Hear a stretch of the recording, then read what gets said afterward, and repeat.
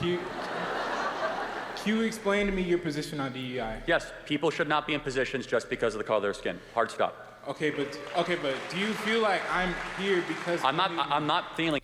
Which is not happening, right? Places aren't hiring or, universities aren't accepting students based solely on their race. That does not happen, right?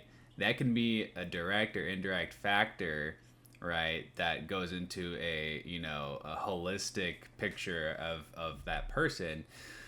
But it mostly has to do with the fact that, certain races come from more impoverished backgrounds, and that's taken into account. No one is being hired just because they're black or they're Mexican or they're Chinese or whatever. Okay, not happening. Not happening, Charlie.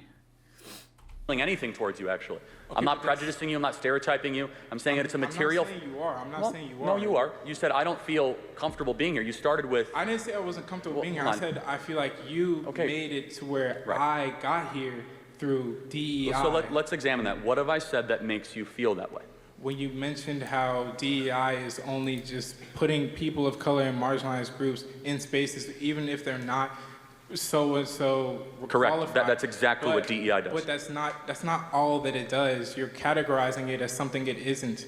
No, that's exactly that is the charter mission. That's not all. Okay, that it so does. diversity, equity. So equity is outcome based. Okay. This is so dumb. Like, there's no single DEI charter.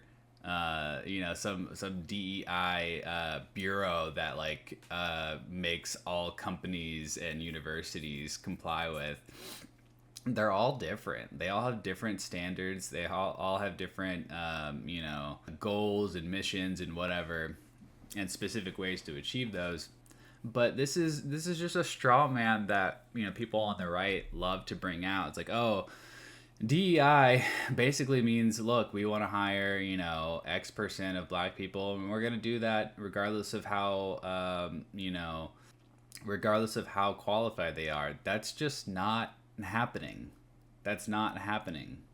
What they're doing, most DEI programs do, is they make an effort to expand the talent pool to catch, people who have historically been denied, the opportunity to get that role or go to that school, yada, yada, okay? It's not about, saying, look, we're going to lower standards or just cut the standards out completely just so that we can hire this number of black people or brown people or whatever, right? You still have to be qualified. You still have to meet the minimum requirements for that position or to get into that school. It's about making people who are of different skin colors have the same outcome, regardless whether or not they are qualified. The best example we have of this is the Students for Fair Admission Harvard Supreme Court case, where black students, they could have a SAT score 300 points lesser than the Asian equivalent and still get into Harvard. That is DEI in practice. Look, that sounds like a good point, that that black people could score 300 points lower than Asian people and still be admitted to Harvard. But I mean, first of all, Harvard apparently doesn't have a minimum SAT requirement. Look, we know that oftentimes scoring high on the SAT just means that you come from a wealthier family because they can afford expensive SAT tutors, which, poor black and brown families cannot. And just because you score 300 points lower on the SAT doesn't mean you're dumber than, the average Asian person getting into Harvard. It just means that you can't afford those expensive, tutors. And look, if you have a score that's 300 points lower, but you were involved in all these extracurriculars, you have a 4.0 GPA, you have this and that, you have all these other things, right, that, Harvard wants to factor in. How does that mean you're less qualified to be to be accepted into Harvard? The SAT isn't the only metric by which you measure potential success. There have been studies done that show that students from wealthier families score higher on the SAT, and it's not because they're smarter, okay? It's because they can hire these expensive tutors, right? Believe when you're hiring for an organization or for a company or for whatever you are doing, you should prioritize merit and character, and race should mean nothing. We should build around things that matter and not things that don't matter. Okay, but you have to also take into the fact that black people have only been able to completely legally be able to make profit for themselves for around 60 years. And this is no. Since segregation ended in 1965 and the Equal Rights Act in 1965, so what you're talking, there's not. How does that? So let's talk about you. How did that impact you? How did something that happened 60 years ago impact your life? It impacts me all the time. How? What do you? Okay. You're at Texas A&M. This is what a stupid thing to say. How does something happening 60 years ago impact your life? Dude, lots of things that happened in the past. I'm sorry. Everything that happens in the past impacts the present. That's just how time works and civilization works, right? Like, technology's invented in the 60s, paved the way for technology invented in the 70s, 80s, 90s, and today. I know I skipped like 3 decades, but it's just so simple-minded to say that, oh, that happened 60 years ago, or that happened 200, some odd years ago in the case of slavery. So that has no impact on you today, or on, black people as a whole today. That's just really dumb. The fact that, black people were redlined, right, when it comes to housing, and we're unable to build, wealth through their housing, which unfortunately is a thing in this country. But that's how, it's done to a large degree. And so that has ramifications for their children and their grandchildren. So, yeah, of course, things that happen in the past affect people in the present. Like, I don't understand why they keep bringing this up. I mean, think about it. What your parents do in the past, right? When it comes to, their schooling and what, how good of a job they get, affects you as their child. But that happened in the past. How can you talk about that? It's stupid. You're doing great. Okay, yes, sure, yeah. So aren't you a living example that all that's a bunch of nonsense and you could just act good and, behave well and succeed? But there's also living examples. It's not about individuals, being able to, break out of, systemic barriers. That's good when that happens, but those systemic barriers shouldn't be there in the first place. And, it could be that he was, more likely to go to college because of programs that are designed to help people who are impoverished or, whatever, right?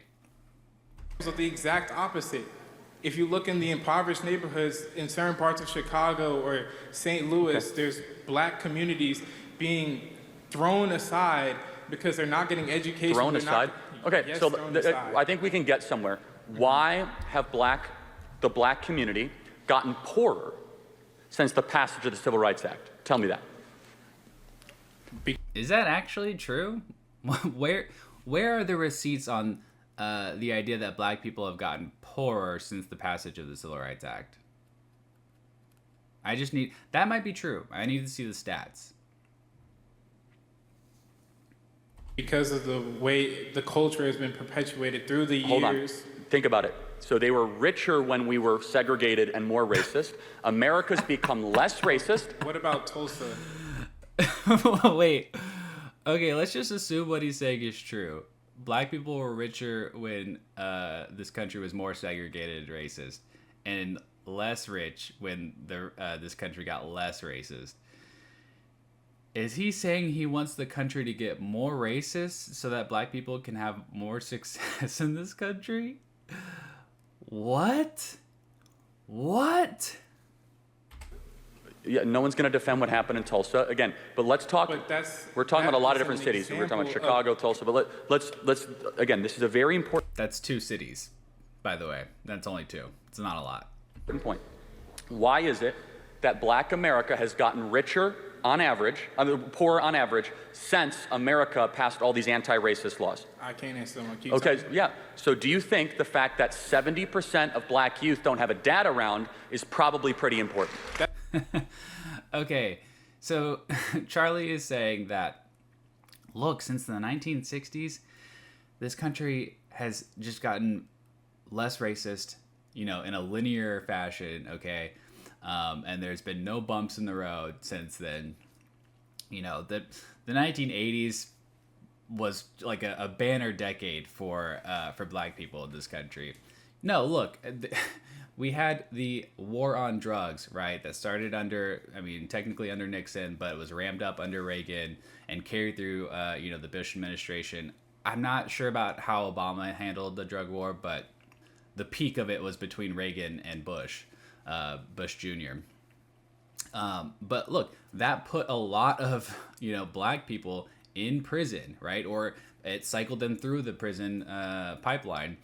That made it more difficult for them to form stable families, because they were being put in jail for, ridiculously minor drug crimes.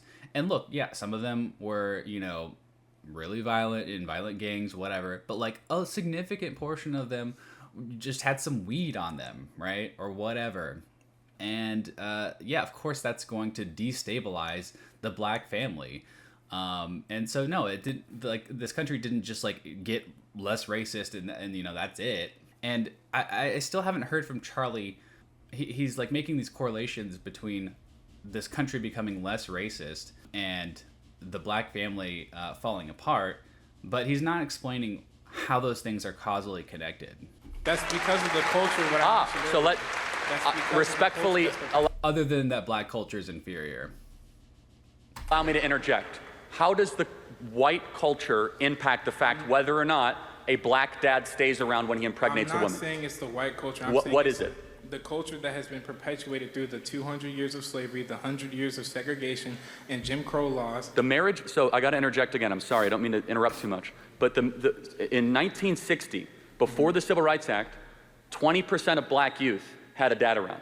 Now it's, 20% were single fathers, 80% had a dad around. It's been inverted. So we actually have seen black dads run away from their kids the last 60 years. Why is that?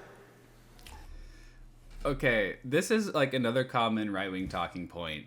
The single motherhood rate in the black community is 75% or whatever. It's not as straightforward as that, okay? What that statistic is measuring is the marriage rates, right? Just because, you don't get married to your baby mama or whatever, doesn't mean you don't see your child or don't live with your child, right? So, this idea that like black fathers are, just completely out of the picture is not true. Because of the raised incarceration rates, because of the perpetuated culture. So how does one go to jail? That's obvious. I'm not answering that question. Yeah, so maybe it's because they committed crimes. Okay, but when you're forced it's not just it's. But look, this is another thing Charlie and other right-wing losers talk about all the time. Oh, well, of course black people go to jail and, get ripped away from their families because they're committing all these crimes. So they deserve it. They deserve it. We're becoming less racist, and then black people commit more crimes just because that's how the world works, apparently. We know that criminality is highly correlated with poverty, okay?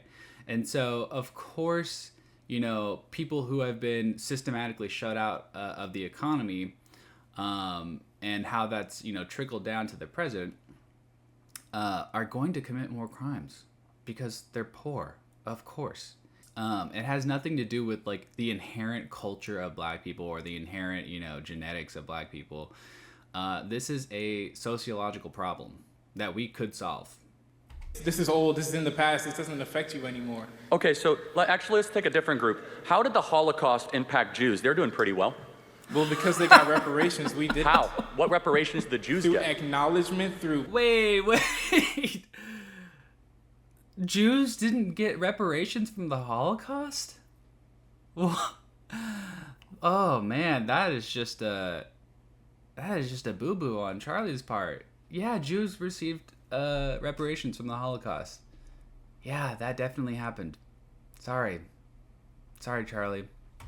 Money through No, all we acknowledge slavery happened. So, okay, but you're sitting here and acting like it plays no role. no, now. but to your argument, the Holocaust was 80 years ago. Half of all the Jews on the planet were killed. Everything they earned was taken. Jews are doing great. They're the wealthiest subgroup, racial group or ethnic group in America. If all of a sudden something that happened 80 years ago impacts your material prosperity, how did Jews defy the curve? How did poor Asians do so well? Why is it that Asians are now the wealthiest minority in America, many of whom came with no money in the 1950s or 60s? Because of the culture and opportunities that were provided to them. But you're not hearing me out. Black Americans have had the same opportunities. However, But people still look at us like criminals every day. Hold on, but like, Not true. I don't look at you like a criminal. Also, look, I mean, I'm not an expert on, immigration to this country, but, a lot of Asians in this country are wealthy because they were wealthy enough to immigrate here, and more recently. I don't know about the 1950s and 60s.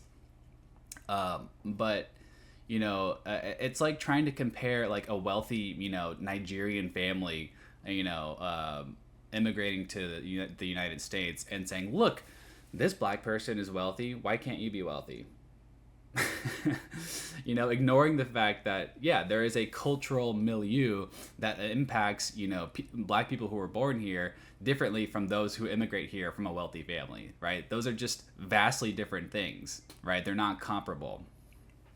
I'm not saying But- you do. but I'm the- saying some people do. But I mean, do you want me to be brutally honest with you, or do you want me to be Yes, politically be correct? brutally honest with me. Okay, do black people commit more crimes than white people? It's not even close. Okay. But, Okay?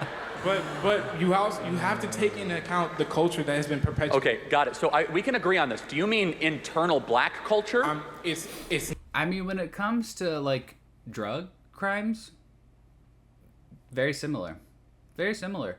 And yet, black people get harsher sentences.